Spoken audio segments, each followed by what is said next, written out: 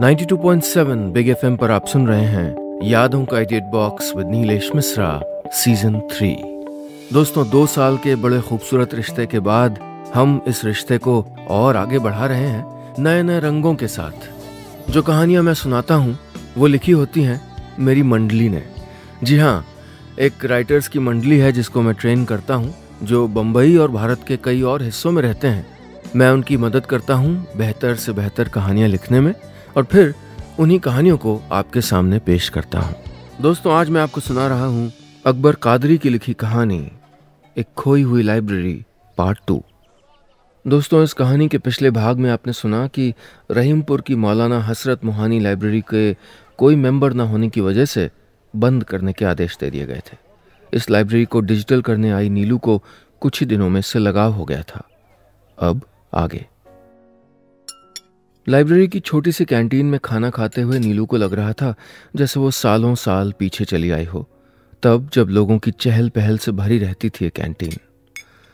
हर table पर उसने किसी के बैठे होने का तसव्वुर किया। वो सामने वाली टेबल पे दुपट्टे को लपेटे हुए एक लड़की उस नौजवान से नजरें झुकाए बातें कर रही थी। वो दाहिने देखिए, वहां टेबल पे कुछ लोग बैठे एक किताब को हाथ में लिए बहस कर रहे थे, और उसके पीछे वाली टेबल पे लोग यहाँ के खाने की तारीफ कर रहे थे। नीलू अपनी कल्पनाओं में जो दृश्य बना रही थी उसको चंदूराम ने तोड़ा। अरे, आप सालन तो ले ही नहीं रही हैं? जी ले रही हूं ना, बहुत अच्छी सब्जी है। नीलू की इस बात पे नकीब साहब मुस्कुरा दिए। बोले, बिटिया ये सब्जी नहीं है, बरियों का सालन है। हर वेज खाना सब्जी नहीं होती, इसीलिए तो ये शब्द बना, सालन। नीलू ने मुस्कुराते हुए सर हिलाया। भाषा पे बहुत पकड़ थी नकीब साहब की। नीलू ने खाना खाने के बाद नकीब साहब से कहा, क्या मैं पार्क में जा सकती हूँ? हाँ, क्यों नहीं। नीलू ने आगे बढ़ के दरवाज़ा खोला। पार्क की तरफ खुलने वाला मोटी मोटी लकड़ी के पटियों का दरवाज़ा लोहे की कुंडी से बंद था। नीलू ने थोड़ी ताकत लगाई तो दरवाज़ा खुल गया। दरवाजे पे पीतल के फूल जड़े थे। हाथ पड़ने पे वो फूल फिरकी जैसा घूम जाते। नीलू ने पार्क के अंदर जाके देखा, रंग बिरंगे फूलों की फुलवारी और बीच में आम का पेड़। आम के पेड़ पे एक तख्ती लटक रही थी। उर्दू में लिखे होने की वजह से नीलू उसको पढ़ नहीं सकी। उसने नकीब साहब को आवाज लगाई, नकीब चाचा, ये क्या लिखा है? नकीब साहब ने पास आते आते तख्ती पे लिखी इबारत पढ़नी शुरू कर दी। बाब आज़ाद यानी मौलाना आज़ाद का बागीचा, और नीचे अरबी की आयत लिखी है। नीलू का मन भी यहाँ रखी किताबों से इल्म हासिल करने को मचल रहा था। इतनी प्यारी विरासत खत्म हो जाएगी, ये सोचते हुए उसका मन झुंझला गया। वो वापस लाइब्रेरी के मेन हॉल में आ गई जहां वो किताबें स्कैन कर रही थी। नीलू की मदद करने वाला श्याम अब तक स्कैनर ठीक कर चुका था। नीलू ने काम करते हुए नकीब साहब से पूछा, नकीब चाचा, लोगों ने यहाँ आना क्यों कम कर दिया? अपनी कुर्सी पर बैठे नकीब साहब ने एक गहरी सांस ली और बोले, बेटिया, कई वजह रही। कुछ हमारी खामियां थीं, कुछ लोगों की, और कुछ बदलते वक्त की। मतलब ये कि हम ज़माने के साथ नहीं चले। और जिस वक्त में ये लाइब्रेरी उरूज पे थी, उस वक्त किताबें कितनी अनमोल हुआ करती थीं। आम लोगों के पास कहाँ मुहैया थी। कॉलेज में पढ़ने वाले स्टूडेंट्स या तो कॉलेज की लाइब्रेरी से किताबें निकाल के पढ़ते थे या फिर इस लाइब्रेरी से। तब कोई बुक स्टोर वगैरह कहाँ था कस्बे में। और यहाँ कोर्स के अलावा कहानियों, उपन्यासों वगैरह की किताबें बहुत होती थी जो कॉलेज की लाइब्रेरी में नहीं मिल पाती थी। अपने पसंदीदा राइटर की किताबें पब्लिश होने के पहले ही लोग उसकी डिमांड करने लगते थे। लोगों के पास बहुत पैसा ज़रूर नहीं था, लेकिन वक्त था। लोग अपनी बैठकों में किताबें और मैगज़ीन सजा के रखते थे। वो शान और शौकत की निशानी मानी जाती थी। वक्त के साथ किताबों की जगह टेलीविज़न ने ले ली और लोग घर में ही बिजी हो गए। यहाँ तक आने की जहमत कोई क्यों उठाता? ये कहते हुए नकीब साहब कुछ पल के लिए खामोश हो गए, जैसे कुछ अटक गया हो उनकी जबान पे। 92.7 बिग एफएम पर आप सुन रहे हैं यादों का edit box with Nilesh Mishra season 3। दोस्तों, आज मैं आपको सुना रहा हूं अपनी मंडली के सदस्य अकबर कादरी की लिखी कहानी एक खोई हुई लाइब्रेरी पार्ट 2। आज की कहानी में अब तक आपने सुना कि लाइब्रेरी को बंद होने तक नीलू को मजिस्ट्रेट साहब ने डिजिटल करने का काम दे दिया था। लेकिन वहाँ पहुँच के पुरानी किताबों और लाइब्रेरी का इतिहास जान के नीलू को लग रहा था कि ये विरासत ख़त्म नहीं होनी चाहिए। उसने नकीब साहब से लोगों का इंटरेस्ट कम होने की वजह पूछी। अब आगे। नकीब साहब ने चुप्पी तोड़ते हुए कहा, वक्त के साथ चीज़ें भी बदल जाती हैं बिटिया।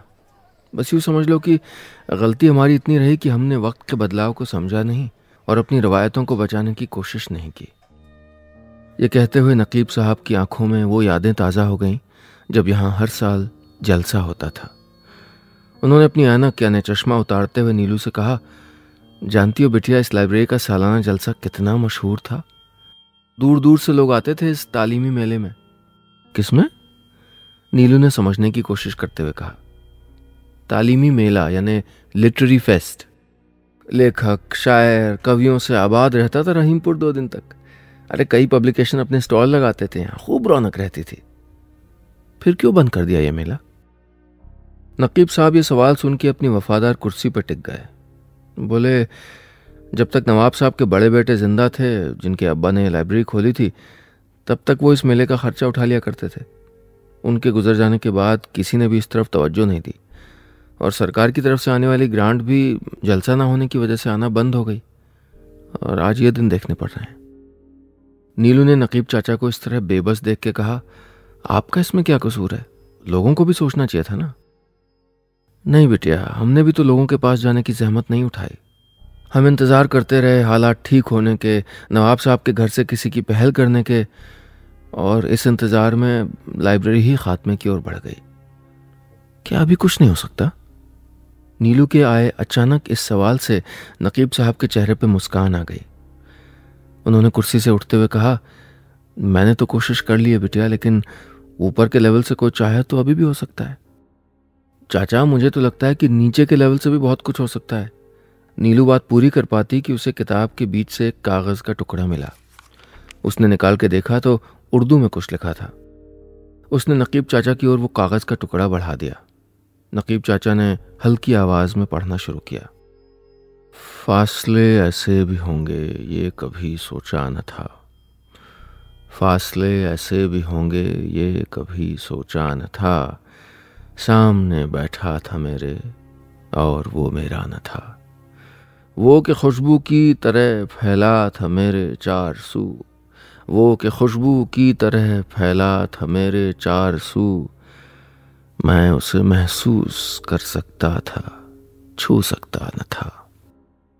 बस ये है मेरे दिल का हाल शाजी। आप नाराज़ हैं आजकल? कितनी ज़रा ज़रा सी बातों से नाराज़ हो जाती हैं आप। अब अचानक जाना पड़ गया था, आपको इतला करने की मोहलत ही नहीं मिली। बंदे को माफ़ कीजिए और जुमेरात को शाह खुर्रम की दरगाह में मिली है।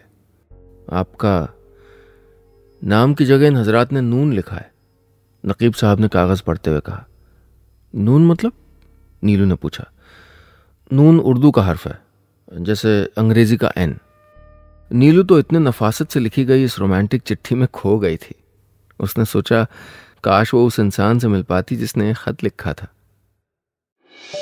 92.7 बिग एफएम पर आप सुन रहे हैं यादों का edit box with Nilesh Mishra, season 3। दोस्तों, आज मैं आपको सुना रहा हूं अपनी मंडली के सदस्य अकबर कादरी की लिखी कहानी एक खोई हुई लाइब्रेरी पार्ट 2। आज की कहानी में अब तक आपने सुना कि लाइब्रेरी के केयर टेकर नकीब साहब बता रहे थे किन वजहों से यहाँ लोगों ने आना जाना बंद कर दिया और ये लाइब्रेरी खात्मे की ओर बढ़ गई। इसी बीच नीलू को एक किताब में खत मिला जो सालों पहले किसी ने किसी के लिए लिखा था। अब आगे। नीलू ने चुटकी लेते हुए नकीब साहब से कहा, चाचा कितनी खूबसूरती से लिखा ये खत, किसने लिखा होगा? अगर तुम्हारी किस्मत अच्छी हुई तो शायद पता चल जाए कि किसने लिखा था। नीलू को कुछ समझ नहीं आया। नकीब साहब ने चिट्ठी को गौर से देखा और वहां सामने रखी रैक के पास पहुंच गए। चंदूराम, जरा स्टूल उठाना।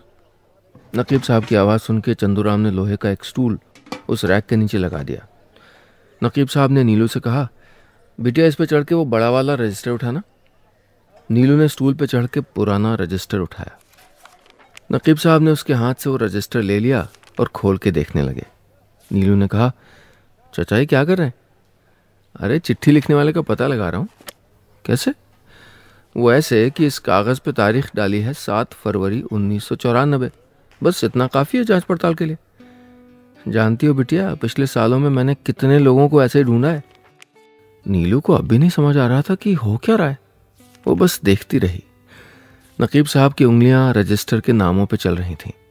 नकीब साहब ने एक नाम पे उंगली रोक के एक बार उस किताब को पलट के देखा जिससे वो कागज़ का टुकड़ा मिला था और उसका नाम पढ़ा। जवाब शिकवा। देखो नीलू, ये किताब 7 फरवरी को नूर ने जमा कराई थी और 7 ही फरवरी को इसको शाजिया बेगम ने इशू करवाया था। तो ये बात साफ है कि यह ख़त नूर ने शाजिया को लिखा था। शायद उनको मिल नहीं पाया। आप जानते हैं इन्हें? नीलू ने पूछा। हाँ, सबसे प्यारी जोड़ी थी हमारी लाइब्रेरी की। इनके प्यार के किस्से तो उस समय लाइब्रेरी के हर कोने में फैले हुए थे। बहुत प्यारे थे दोनों। अपनी शादी पे भी बुलाया था। नीलू की आंखों में चमक आ गई। उसने नकीब चाचा से कहा, यही तो मैं आपसे कह रही थी कि अगर कुछ होना है तो छोटे लेवल से। आपको पता है कि ये लोग अब कहाँ हैं? नकीब साहब को समझ नहीं आ रहा था कि नीलू बात क्या कर रही है, लेकिन नीलू को लाइब्रेरी बचाने का तरीका मिल गया था। उसने चाचा से कहा, चाचा देखिए ना, सरकार इस लाइब्रेरी को इसलिए बंद कर देना चाहती है क्योंकि अब ये फंक्शनल नहीं रही। ना तो कोई इसमें मेंबर है और ना ही कोई किताब लेने देने वाला। अगर हम ऐसे लोगों तक पहुंच गए जो इस लाइब्रेरी से कभी जुड़े रहे थे तो वो इसको बचाने के लिए ज़रूर आगे आएंगे। अब कम से कम मेंबर तो बन ही सकते हैं ना। थोड़े से लोग भी साथ आ गए तो बहुत कुछ हो सकता है। एक कोशिश करके देखते हैं ना। मैं नहीं चाहती कि यह धरोहर ख़त्म हो। मैं चाहती हूँ कि फिर ये हमारी पीढ़ी इन किताबों को पढ़े और इस लाइब्रेरी की अहमियत समझे। नीलू के मुंह से ये सब सुन के नकीब साहब को बहुत हौसला आ गया था। इधर नीलू को यकीन था कि वो लाइब्रेरी को बचाने के मकसद में ज़रूर कामयाब होगी। 92.7 बिग एफएम पर आप सुन रहे हैं यादों का edit box with Nilesh Mishra season 3। दोस्तों, आज मैं आपको सुना रहा हूं अपनी मंडली के सदस्य अकबर कादरी की लिखी कहानी एक खोई हुई लाइब्रेरी पार्ट 2। आज की कहानी में अब तक आपने सुना कि नीलू ने नकीब साहब को लाइब्रेरी को बचाने के लिए एक सलाह दी है कि उनको लाइब्रेरी के पुराने मेंबरों से फिर संपर्क करना चाहिए और उनको लाइब्रेरी से जोड़ना चाहिए। अब आगे। नीलू रोज काम पे आती और काम के बीच बीच में समय निकाल के सब लोग लाइब्रेरी के पुराने मेंबरों की लिस्ट तैयार करते ताकि उनके पास पहुंच के मदद मांगी जा सके। पूरे 10 दिन की मेहनत के बाद लगभग 100 मेंबरों की एक लिस्ट सामने आ गई। इनमें से कुछ लोग आज बहुत अच्छी पोजीशन पे थे, लेकिन नीलू ने सबसे पहले नूर और शाजिया बेगम से संपर्क करने की कोशिश की। लाइब्रेरी में उस वक्त यानी 1994 में नूर का पता रहीमपुर के रोशनारा बाग का लिखा था। नीलू ने नकीब साहब से इजाज़त मांगी और अपनी मुहिम पर रवाना हो गई। काफ़ी देर घूमने के बाद वो रोशनारा बाग में एक घर के सामने खड़ी थी। केवल एक फ्लोर का वो मकान बहुत खूबसूरत था। मकान की दीवारों पे जूही की बेल लिपटी हुई थी। नेम प्लेट नीलू को नजर नहीं आई। वो नाम पढ़ के बस मुतमईन हो जाना चाहती थी कि वो सही पते पे आई है। उसने हिम्मत करके बेल बजाई। दरवाज़ा खुला। कोई 50-55 साल की एक औरत बाहर आई। हल्का लंबा चेहरा, रंग साफ, हरा दुपट्टा उनके चेहरे पे बहुत अच्छा लग रहा था। उसने पूछा, जी कहिए, नूर साहब का घर यही है? नीलू ने कहा। जी हाँ, मैं उनकी बीवी हूँ। इससे पहले वो औरत कुछ आगे बोल पाती, नीलू बोल पड़ी, शाजिया जी है ना आप? तुम कैसे जानती हो? शाजिया ने हैरत से कहा, जी आप लोग वो लाइब्रेरी के मेंबर थे ना, मैं वहीं से आपका पता लगाते हुए आई हूँ। मौलाना हसरत मोहानी लाइब्रेरी, तुम वहाँ से आई हो? शाजिया बेगम की आंखों में चमक आ गई। उन्होंने नीलू को अंदर आने का इशारा किया और बोली, तुम वहाँ काम करती हो? काम तो तब करूँगी जब लाइब्रेरी बचेगी। क्यों, लाइब्रेरी को क्या हुआ? शाजिया बेगम ने कहा तो नीलू ने खस्ता हाल लाइब्रेरी की पूरी दास्तान उनको सुना दी। शाजिया को बहुत दुख हुआ। नीलू ने बात आगे बढ़ाते हुए कहा, मैं तो ये ख़त देने आई थी।